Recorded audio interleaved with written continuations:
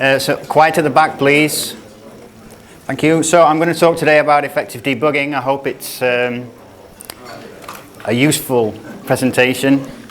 It's a very simple task, but I feel that many people don't actually know how to debug. So that was the motivation for me giving this talk today.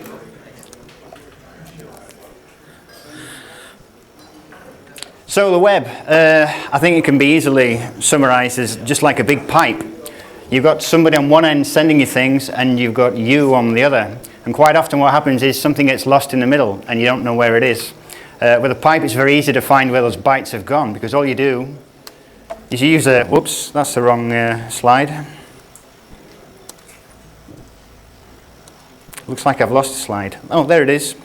Use a hammer. You smack the pipe in the middle, and depending on the noise, you know whether you've made your bytes, your information have made it to that point in time. So if you've got a single long pipe, what you can do is you can pick one of these debug methods that I've stuck on this slide. You stick it in the middle of where you think your request is. So for example, you just pick index PHP, put it on line 10, and if you can see the output of this message, then you know that your code has reached that point. If it does not, then before that, there's a problem. So you can move along the pipe with your hammer and smack it in 20 places and find out where your problem is. Of course, the web's much more complex than that. You've got other bits of equipment between you and your web server. And more often than not, the hardest problems are the ones in the developer's head. You've made an assumption about something, and your understanding is wrong, and you're trying to fix a problem. And it's actually all in your head, and those are the problems which I'm going to hopefully help you to identify. Because most apps look like this. At least, if you've let me anywhere near your code base, then it looks a bit like this. So I'm going to start with a couple of examples. Here we've got simple hello world. I've got a blank page, and you don't know where the problem is. So simple first steps are to find out whether or not it's actually an error or not. So if you use your browser debugging tools, you can see that you've got a 500 in this case. Is that right? Yep. And the first thing you should do is just look for the log file. It's the most obvious thing to do, but often missed. So in this example, I'm using Nginx, and in my log file appears this message. It says that there's a parse error in my index file. And the reason, of course, that there was a blank result is that nothing will render in that case if display errors is off in your ini file. So here I've got the code. Can anyone point out the error? Yep, well done. The quotes don't match, so it's a parse error. You may have noticed that the error message, I just flicked back there, mentions that the error was on line 4. And a very common misconception, I feel, is that people don't realize in general that the error is on the line before in this type of scenario. So in this case, the quotes don't match, and it's telling me that on line 4 there's an error. If that was a valid line of PHP code, it's still line 3 that has the problem. So here I've got a different example. It's pretty similar, but I've just got the text not found. In this case, I don't think you can see from the screenshot, but it's a 200 response. It's a valid response. So I've been in this scenario various times where I've been debugging somebody else's code, some new project I'm working on that's not CakePHP and therefore awesome. And I'm getting errors of this kind, and it's frustrating. So how do you find it? And there's a simple way to start identifying problems, and that's just to search the code base for where what you know exists. And in this case, I've given a contrived example. So in my index file, somehow I'm including some file that I don't know about, and it is just dying, echoing a string. And in this scenario, there will be no information in the log files, so you can only rely upon the hammer sort of debugging to find out what's going on. If you don't know immediately from looking at this response. Now I've chosen here to use a very simple CakePHP example, which is possibly not a good example, but we'll find out. So here I'm requesting a CakePHP application, and I'm getting a not found error. But it's very easy to identify why. If I check the error log, you can't see the text, unfortunately, but all it is a not found exception. And in the stack trace, it's telling me that it tried to render a file, and then it tried to render a view file. It doesn't tell me which one, which is why it's not a very good example. And then it threw an exception. And you can find out why in this case, because the standard homepage of CakePHP, if debug is not turned on, it will throw an exception. And it seems to have been a relatively common error whereby new users will deploy their application, their test application, turn off debug, and then wonder why they're getting a not found error, and this is why. But it's very easy to know because of the logging. All you have to do is read the error log.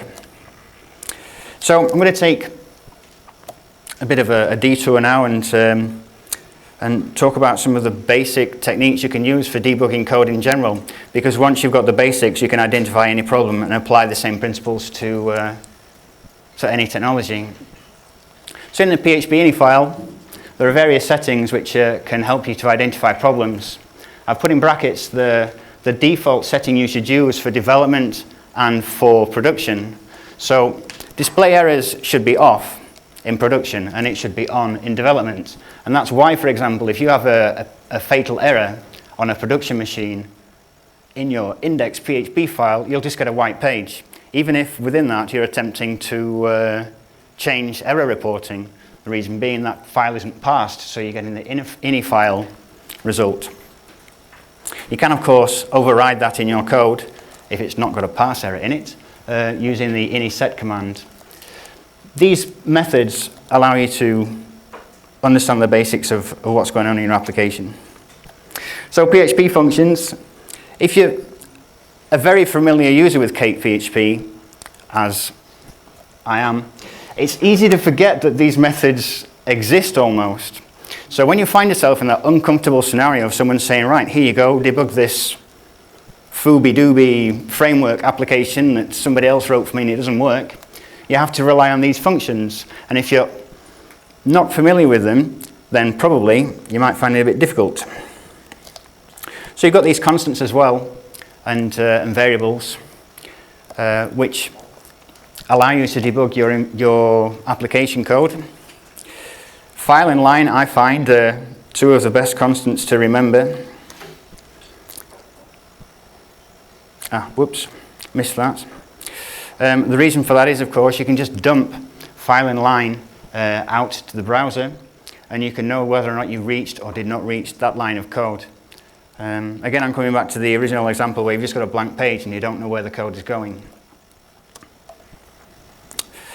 Whenever I'm debugging a problem, I based most of this presentation on my own experience, of course. I always try to have a very fast way to reproduce a problem, and a simple way to do that is to use curl. So here I'm curling my example server, and it's returning me a 500. So I know that if I curl this URL, change some code, curl it again, and see a different response, I had an effect. There are tools that you can use to help you, and Xdebug is one of the most obvious ones. Of course, you should never have Xdebug turned on a production server, but on your development machine, it can be a great help. Because, of course, whenever you get a fatal error, you'll get a stack trace and a lot more information. This renders the functions sort of redundant that I first mentioned, but it's useful to have enabled. Something else you can do if you've got Xdebug enabled is to generate a trace, a profile of your application. Then using something like WebGrind, you can see all of the code that you're executing. This is very useful when you have an application which is slow, for example. You're not exactly sure where. You can also use the timers in DebugKit to get the same information. So, for example, if you had an SQL query that was taking 30 seconds, you would see a big chunk of time allocated to waiting for that query to respond. Unfortunately, I don't have a screenshot of that. Another technique that I find that's very useful is simply to use read. If you've got a loop, for example, and you're debugging a CLI process, you can dump some information, then type read foo, and the CLI will freeze at that moment. So what that permits you to do is take your time debugging or stepping through some code. Of course, if you've got an IDE that has debugging built in, you can do that also. But if the code is running on a remote machine, you may not be able to do that.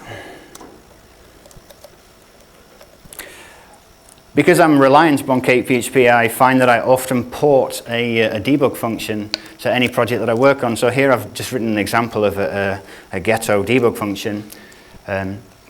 Dumping this into any project that you're working on allows you to call the debug function instead of print_r, and therefore prevent accidentally publishing sensitive information on your production app. Because the first thing I've done is define a constant, or check if a constant is defined, and rely on that as to whether or not to show information or not. You can also copy the debugger trace function if you wish to have that, to get a stack trace in a pretty format. And the last thing is logic aid. Very often when you're debugging a problem, you'll find that just by voicing the problem, you find a solution. Why is this empty? Because it's empty.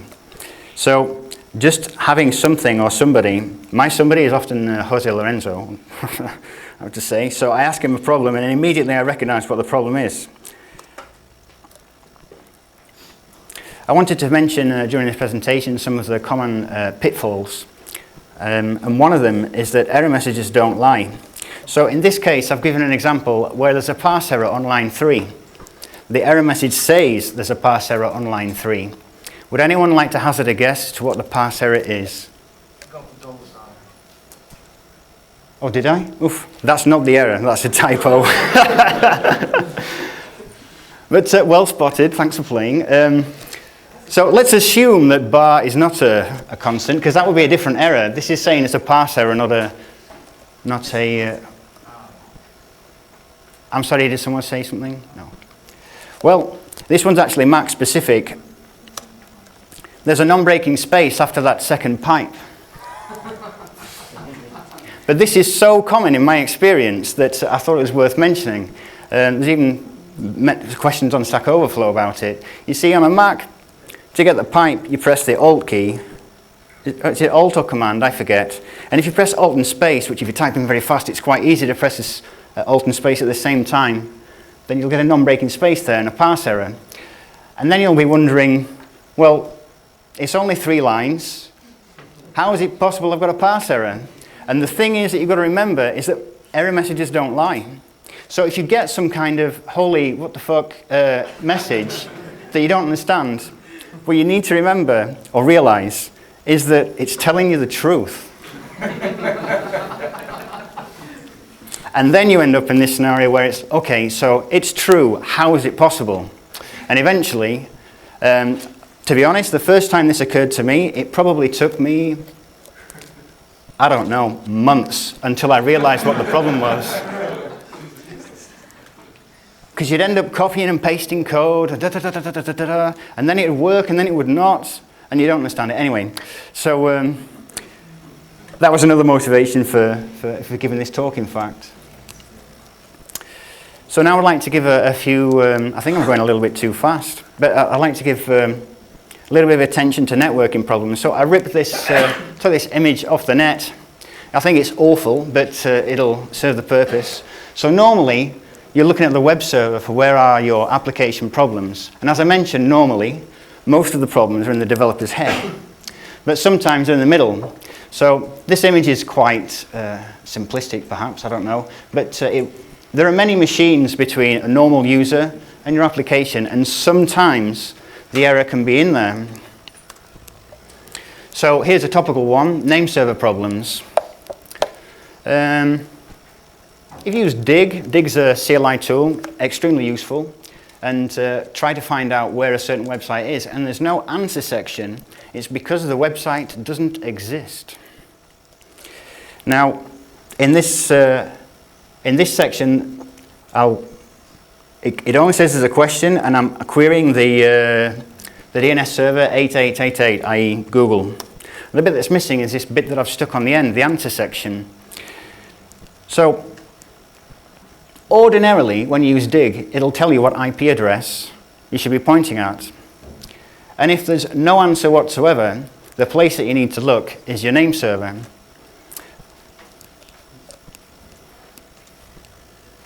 But you can also have a different permutation of that, where you know what IP address you're supposed to be talking to, but for whatever reason, you don't know yet, they're not getting a response.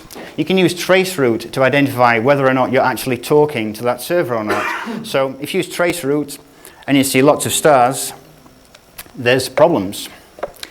If there are no stars, then you know that you're reaching the server and you need to identify why that server is not responding. I think I pulled the slide out here. Let me just check. Yep. So who knows what IP tables is? Good.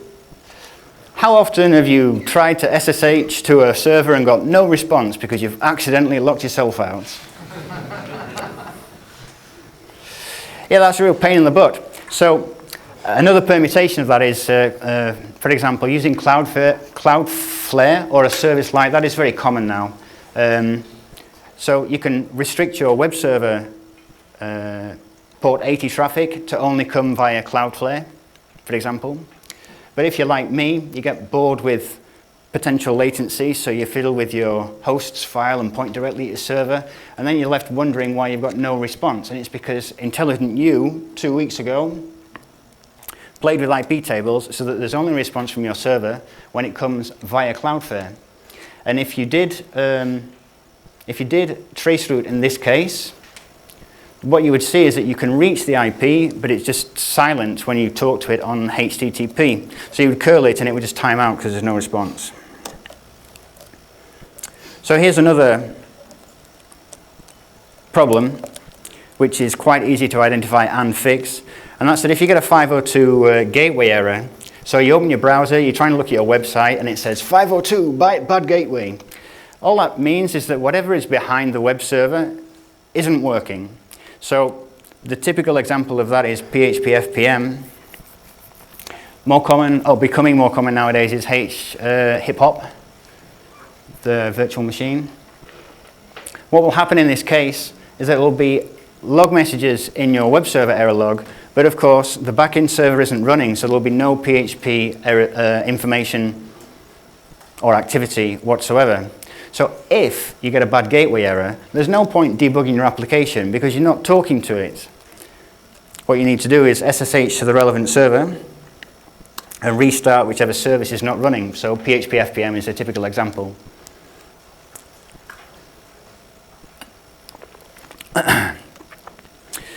So debugging, what things should you avoid? I've spent a lot of time in my years answering questions, and there are some common patterns in what you see with people asking questions. So this is my summary of those. If you're looking to try to fix a problem, don't ignore the fact that it's problem 5 in the stack of errors and that the 4 before them aren't very important or whatever. It's quite likely that the first error has consequences, or the first warning, or the first notice. So always try to fix errors in the order that they appear. That could well mean that error 5 doesn't exist when you get to it.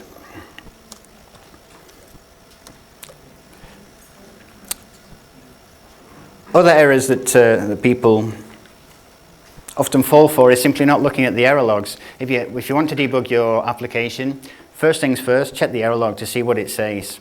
That is, of course, if it's not your own web application and the error message isn't right in front of your face on the browser. It's quite easy to focus on the wrong error message or read an error message which comes from a different request. That's something that I've fallen for also, whereby you end up debugging a problem and then realizing that the error message is from something you already fixed last week.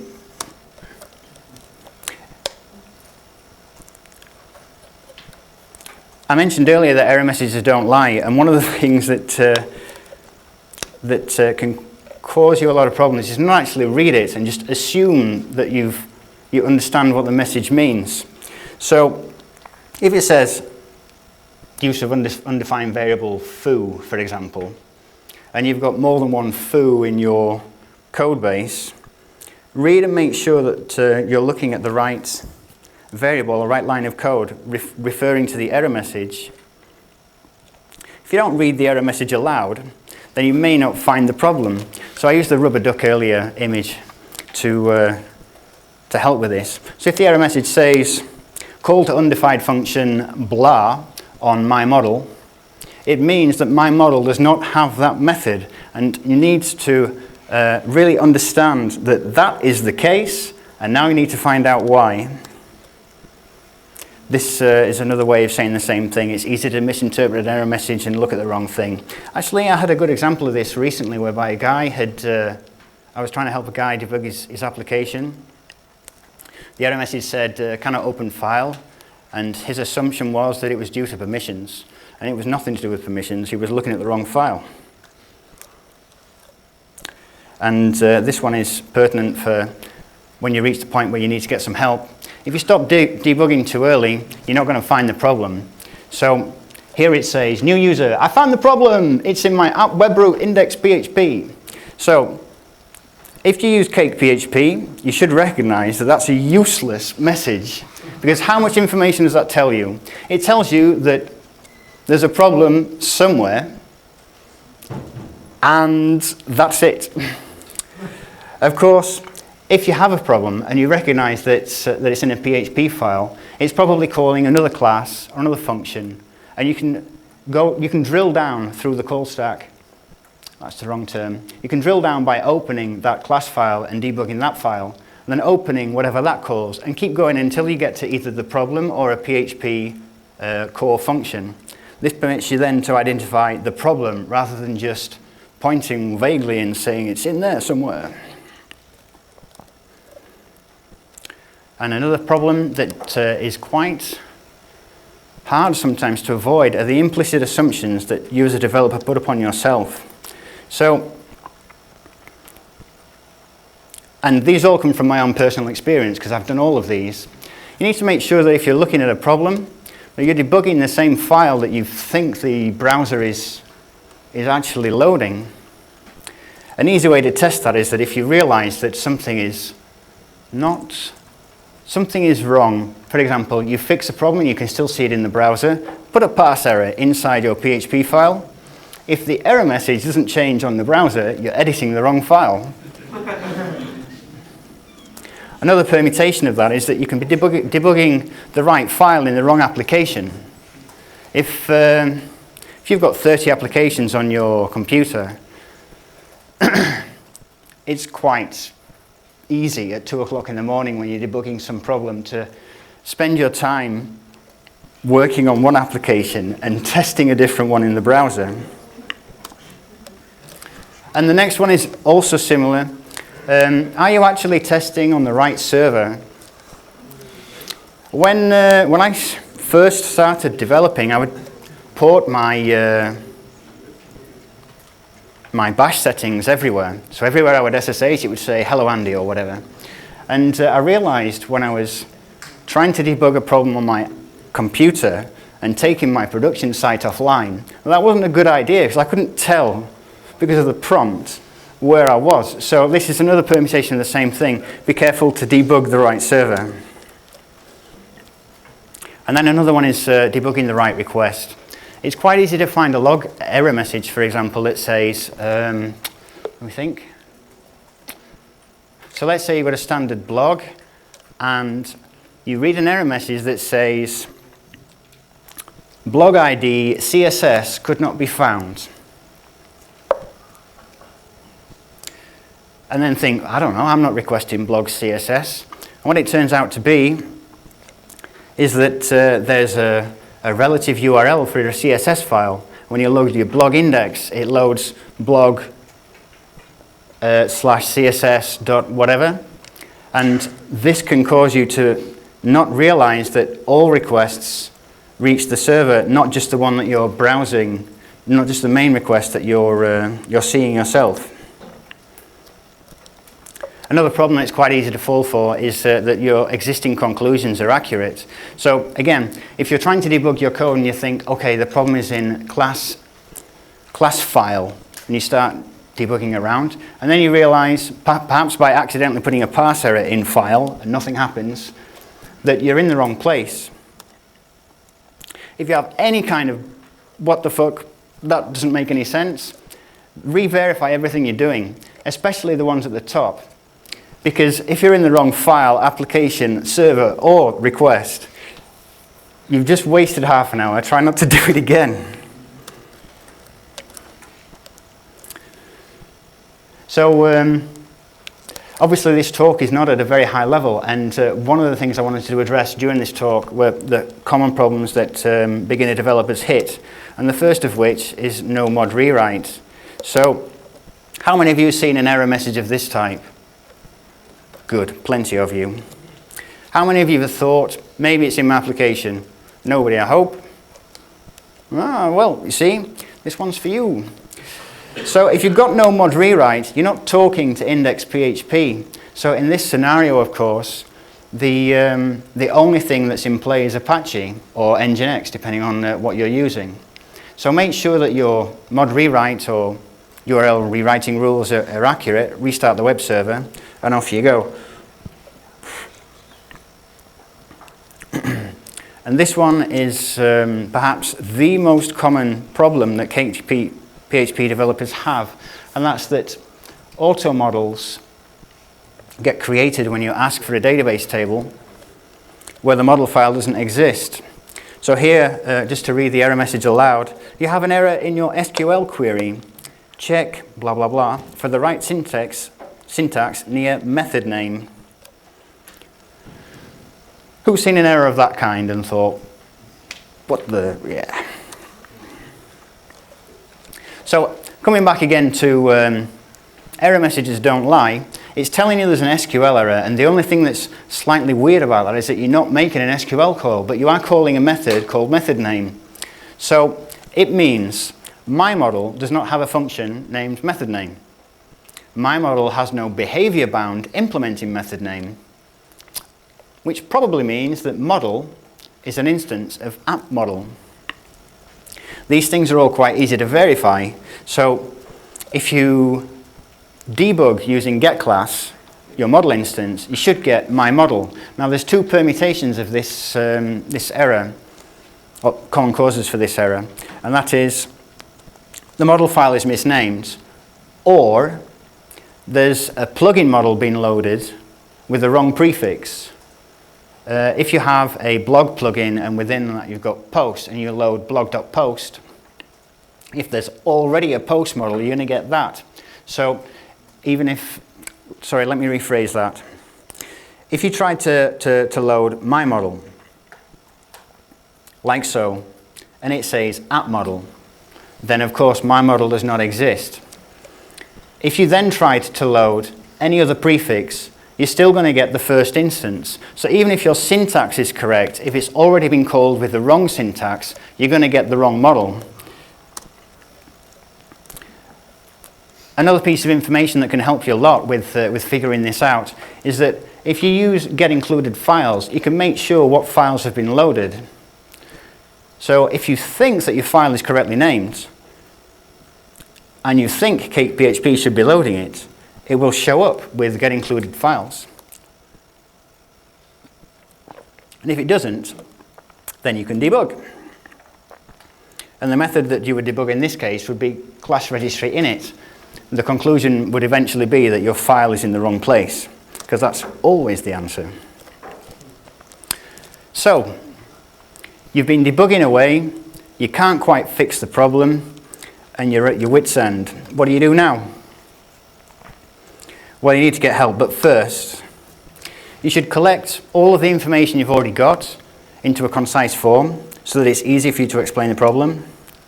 Writing a standalone reproducible example is the best way for you to get help, because then you can just give the code to somebody else and say, why is this doing what it's doing? Make it as simple as possible, but don't oversimplify it or create a contrived example. It's quite easy, for example, to say, why am I getting a syntax error with my Cake 3 app? My foo model is not being loaded. and somebody else goes through the steps and says, well, it works fine. And then it turns out that your table name is table, and it's not working because you're generating an SQL error, and the bit of information that was very pertinent to figure that out was the name of your table. So if you manipulate the information, trying to make it simple, it's quite easy to erase the bit that's actually important. So when you're trying to make an example or a question, stay accurate to what you're doing and don't try to dumb it down into something simple and accidentally shoot yourself in the foot. And then it's time to ask your colleagues or the internet. There's two obvious places that come to mind for doing that, or three in fact, and those are Stack Overflow, the IRC channel, and the Google group. Though the Google group, no, it's not a good idea to cross-post to both. And then brace for impact, because normally what happens is you've accidentally somehow done something stupid. Because it's always the case, and someone will point that out. Usually it's Jose Lorenzo. Oops, so I did make that point. So in summary, when you're debugging code, first identify the bit of the request that is relevant. You can do that using the hammer by just saying, right, halfway up, did I make it here? Yes. 3/4 of the way up, did I make it here? No. Okay, the problem's in there. It could be network related. You need to bear that in mind whenever you've got something that's slightly weird. Then fixing the errors in order. Don't ignore the notices that say undefined blah blah blah, just to go down to the error message that's 5 messages later. Check your assumptions to make sure that you don't fall for these false assumptions. And if you can't figure it out yourself, ask for help. And that's it. Fin. End.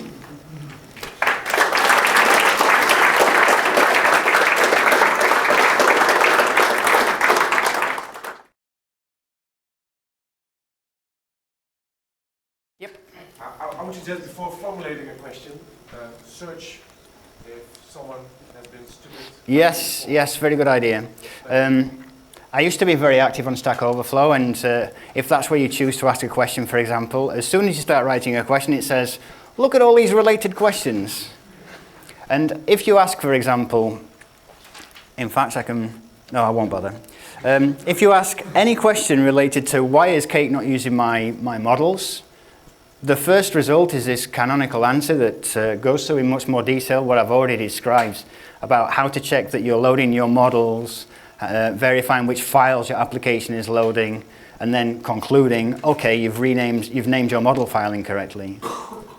Thanks, very great point. You have another tip for debugging? Sweet. After half an hour, if you cannot make it, go take a walk. It really helps. That's another great point.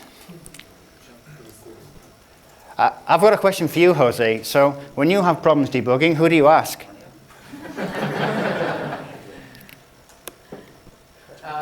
Well, personally, obviously there's a lot of people that I ask to. But another thing that happens very recurrent to me is that when I say, okay, fuck it, I quit. When I said that, and I really feel I'm not going to research more into this problem, 1 second after, I say, okay, another problem. But it's not something I can force. That's the bad thing. I really need to feel that I quit, that I cannot do it. I often find when it gets very late, you think, okay, I'll just leave it for the morning. I wake up at 3 in the morning and realize what the solution is, or what the error I've already made is. So taking a break, taking a walk, leaving it till the next day, these are also great suggestions. Any more suggestions or comments? Just curious what the most complicated thing was you debugged so far. I don't know about complex, but I spoke about false conclusions earlier.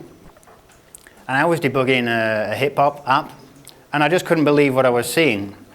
Because what appeared to be the case was that some PHP function, I forget which one, array intersect key, was giving me a different result than my local install on my production server. And so, talking about difficulty, in my local install I couldn't generate this, and I just assumed that somehow I was debugging the wrong file, the wrong information, the wrong whatever. But I generated a standalone example, put it on my production server, and yep, in hip-hop version don't know what, I was getting a different result for a fundamental PHP function. So, talking about difficulty, it's quite hard to, before you make the point and actually manage to reproduce an error, if you get something that is just unbelievable as a conclusion, one, check again all of your previous conclusions, and then generate something that's beyond doubt proof of what you're thinking about. I think in that case, I couldn't generate an example to submit it as a bug to hip-hop, but because it included sensitive information, and when I removed the sensitive information, the bug disappeared. It was like, but yeah, so talking about difficulty, if you have some kind of difficult or hard to believe conclusion, poke it with a stick a few times before actually accepting it. Any more? The version could be different in that case. It sounds like from the local environment. I forgot to mention that during the presentation, that of course if you've got environmental differences, that's a fundamental reason for having different behavior. So always try to match your production, if you're talking about different systems, your production setup with your local setup, so that you don't get the sort of error that I mentioned before. Pierre? I have a very bad memory, and I often face bugs that I know that I already solved before. And I still haven't found a good way to easily find back in my commit history or things like that to find where I already fixed this problem. Do you have any tips? Or? Well, my only tip for that would be good commit messages. Something else that I forgot to mention in my presentation is using git bisect. So if you have something that is you recognize is a regression, it's already occurred, it's already been fixed, and it's happened again, then if you have something that is a CLI script that can, or even if it's just you in the browser, you can use git bisect to do a binary bisection to identify which commit introduced or fixed the problem. Yeah, so that may help you. Yeah, sometimes it's more across different applications, not necessarily CakePHP for instance, but I do a lot of Magento, and on different clients you know that you face a bug of Magento and you need to find it again. So I tried blog posts. I use gists quite a lot for storing various things, and that's my only suggestion for that. I have to think of if there's a better way. Unit tests are also a great suggestion, of course. Now, I deliberately didn't mention testing because that would cross over quite a lot to Chris's talk later. But that's, of course, something that everybody should be doing. I saw a hand, but couldn't see from who. Anyone else? I have 2 minutes and 40 seconds. Sorry? Next? Okay. Okay, thank you.